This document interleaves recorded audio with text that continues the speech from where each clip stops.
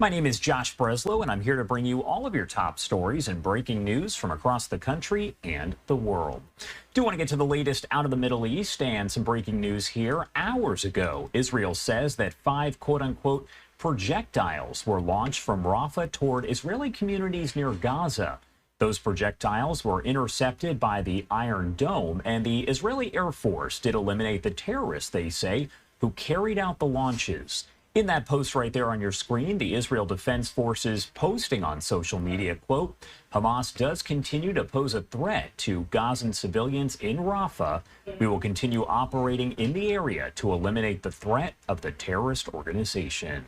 Do want to talk more about a lot of developments that we've seen over the past several hours here. So let's bring in a friend of the show, John Strawson, an emeritus professor in the Department of Law, Justice, and Policing at the University of East London.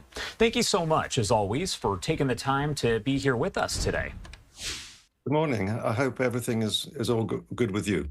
Everything's great here. Thank you again for being here. I do want to talk a little bit more about the latest details that we have heard. So we know that Yoav Gallant has now come out and said that 60% of Hamas fighters have been either eliminated altogether or wounded over really the course of the last several months since October 7th. How significant is that number, 60% overall?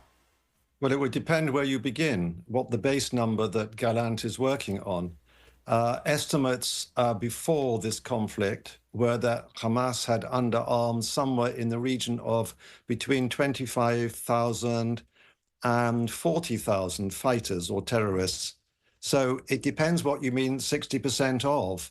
The other thing which I think you need to bear in mind is that it's quite clear from your latest news from Rafah and this the ability of Hamas to continue to launch attacks on Israel indicates that probably what Hamas are doing are still recruiting fighters. It's not exactly that there's a stable military force which has been degraded. There is a large number of particularly young people, particularly young men, who are desperate and for whom operating inside Hamas can actually not only provide some activities in a very difficult situation, but also maybe some financial support for their families. So I think we have to remember there's a revolving door of membership of Hamas. So this figure sounds very good, but I have to say you'd need to drill down very carefully and know exactly how many people under arms Hamas have now. And I suspect that this figure is, to some extent, a rough estimate. And sticking with Gallant's comments here, he also said that the IDF operating in Gaza there has created a, quote, limited window of opportunity for Israel to pursue that ceasefire and hostage release deal with Hamas. What do you think that Gallant means overall by that comment? Well, I think what he means is that there is now a possibility of this ceasefire, which we've been talking about for months, that there is now a possibility. I think what he's saying is that from a military point of view, he sees the possibility as now. I think he does believe, as his statement indicated earlier about the destruction of so many Hamas fighters, that there has been a serious weakening of Hamas, and that opens the opportunity for the Israelis to have a ceasefire. And the talks which are taking place in Qatar at the present time, the four parties to that discussion, the United States, Israel, Egypt, and Qatar, now does have a possibility. We have seen some very important moves. Hamas have dropped their requirement that there should be an agreed end of fighting in the first phase of this agreement. And secondly, they've also agreed that in the interim phase, a government in Gaza should not be composed of Hamas, nor should it be composed of Israel. So there are some very important moments here. Of course, it's very urgent as far as the hostage release are concerned, because as we know, the conditions of the hostages have worsened and a large number of hostages have already sadly died. One thing that we did cover quite a bit, I would say, just weeks ago is that the Biden administration and the U.S. did withhold these bombs that were going to be sent over to Israel as part of the help with the war. Now, we do know that the Biden administration has now said that it's released about half of those bombs, sending them over to Israel. My question, do we know why it took so long? Well, I think there's two stories here. There's the story of the Biden administration and the story of the Israeli government. The Biden administration says that the Israeli requests for resupplies slowed after January, and that's the reason why there has been such a slow delivery. The Israeli government, on the other hand, says quite the opposite. They say that there has been just a slowing of the deliveries. So I think it depends on who you believe, and I suspect the truth is somewhere in the middle. It's certainly clear that the Biden administration didn't want to supply heavy weapons just before the Rafah operation, when, don't forget, there were over 1 million people in Rafah, mostly civilians, of course, and thought that the use of heavy bombs would cause extensive civilian casualties. So there was a pause of those weapons, but it's a big argument as to whether or not the Americans have been slow or the Israelis were slow to make their requests. And you are, of course, over there at the University of East London, so you seem like the perfect person to answer this question. The newly appointed British Foreign Secretary David Lammy has called for a, quote, immediate ceasefire in Gaza and the release of all of the hostages. With the change in leadership there in the UK, does that bring a change of feelings about Israel overall? I think the overall policy probably doesn't change that much, but I think the tone will change a great deal. I think on one thing there might be a big change, not to do with the Foreign Secretary, but to do with the new Attorney General, Lord Hermer, KC, who is a surprise appointment. He comes from a very liberal background. He's been a human rights lawyer, and he also has international experience. He's been on the task force, for instance, looking at war crimes in Ukraine. And he's also on record as saying that he thinks the occupation of the West Bank and Gaza is unlawful and must come to an end.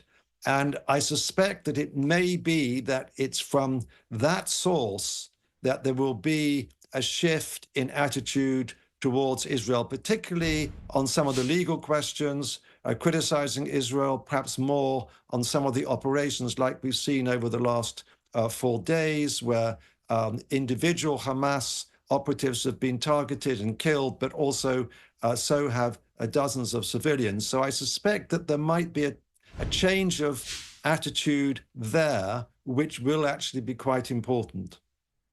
And you're looking at a post there from David Lammy from a short time ago where he did speak out, of course, against Israel. He said the reports of civilian casualties following an Israeli strike near a school in Gaza are, quote, appalling. The devastating violence in Gaza has gone on far too long, and we do want to see urgent measures to protect civilians, an immediate ceasefire, and the release of all hostages, as we were just discussing there.